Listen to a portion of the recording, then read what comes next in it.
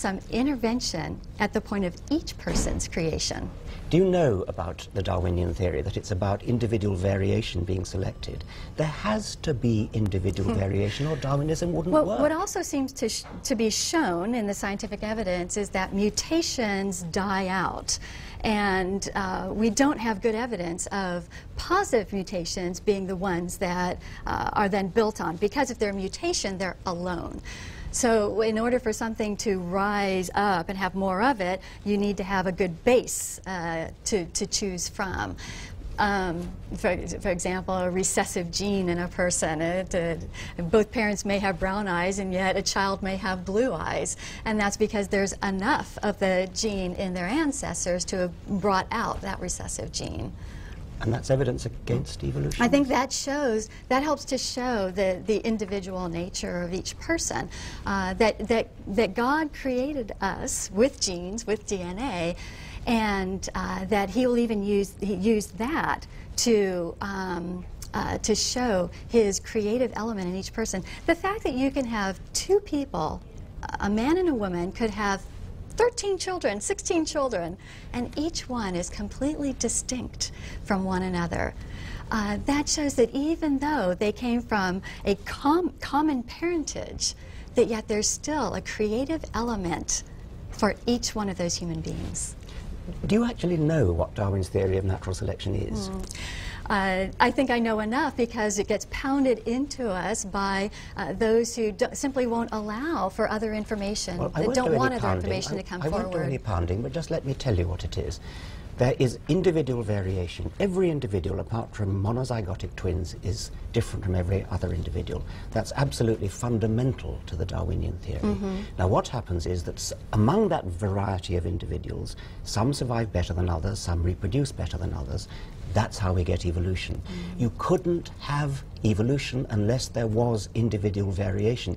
You must not keep thinking that because there's individual variation, that's somehow evidence against evolution. So I come back to you, and why do you reject the idea that there is a creator who's involved in the creation of human beings, whether it was the initial creation and then he left, or is involved in the creation of each human being who's ever lived on Earth? Well, as I've said, there are plenty of ways in which God could be involved in creation of the universe, in creation of life, but Darwinian natural selection demands individual variation. That's why you must stop using individual variation as evidence against evolution. It's evidence for evolution. Once I was going through the Smithsonian Natural History Museum with dear relatives of mine, and one of them was a severely handicapped little girl who can't do anything for herself. She can't talk, she can't walk, she can't feed herself, she can barely sit up. And when one of the people I was with turned to me and said, "Do you believe in evolution?" And I said, "I think this little girl is a perfect example of why evolution is wrong. Because here's someone who cannot take care of herself, and yet she has a spirit. She's not just a material being." And that's one difference I find between the ideology of Darwinism and evolution and those who believe in a loving God, is the idea of a spirit and a soul that is not material, and it's something that it makes us distinct from animals. Do you think that children should be taught critical thinking at school? In fact, that is what we argue for, is that children to be taught evidence, so that they can decide for themselves, so they can figure out for themselves what is truth. Right. Do you understand what I was saying when I was explaining about natural selection requiring individual variation? I do, but I also come back and I haven't heard you answer whether you have a problem with this idea of God being involved in the creation of each individual human being, not just perhaps being the one that got it all started. Well, I do have a problem with that, because I've seen the evidence, and I know that individual variation comes from genetics, it comes from DNA, and I know where it comes from. And it's a very well worked out story. It's in every textbook. I mean, we differ because we have different genes. And do you Sorry, go on. Do you believe in a spirit or a soul? I believe in a spirit or a soul in the sense of my own consciousness, which is a manifestation of my neurons and my brain physiology. I don't believe I have an immortal soul, no, but that's my personal belief. And what about a disabled person who severely mentally disabled and is not able to make choices? Do they have a spirit? Are they a human being? They're a human being. They belong to the species Homo sapiens. Their ancestry is Homo sapiens, so of course they're human beings, yes.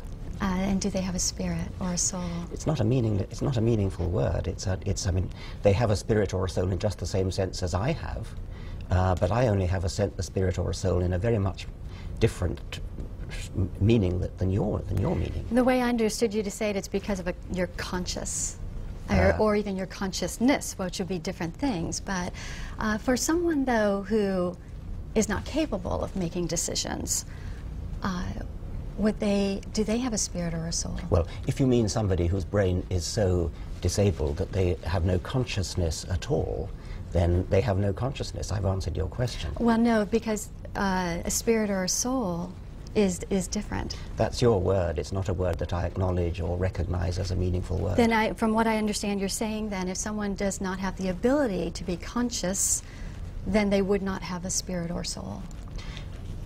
A human placenta is a identical twin to the baby that it nourished. I don't think either of us would wish to say that it has a spirit or a soul because it doesn't have a brain. So if only a being that has a material, well, let me back up on that. It's the material, the matter, the brain, or the consciousness. Like, well, let me back there, because those are two separate things. I guess I'm confused in what you're saying, that a brain means you have a soul. A consciousness means you have a soul. But someone whose brain is not functioning, would they then not have a soul? Someone who didn't have a brain that was capable of consciousness, somebody who was a human vegetable in effect, would not have the properties that you call a soul and that I might call a soul for the sake of argument, but I don't think it's immortal. That's the main difference between us. And I think that's very key, because that then would work out in how you and I, or someone who believes like you do and someone who believes like I do, would treat someone who is in what's been called I think it's a horrible term, but a vegetative state.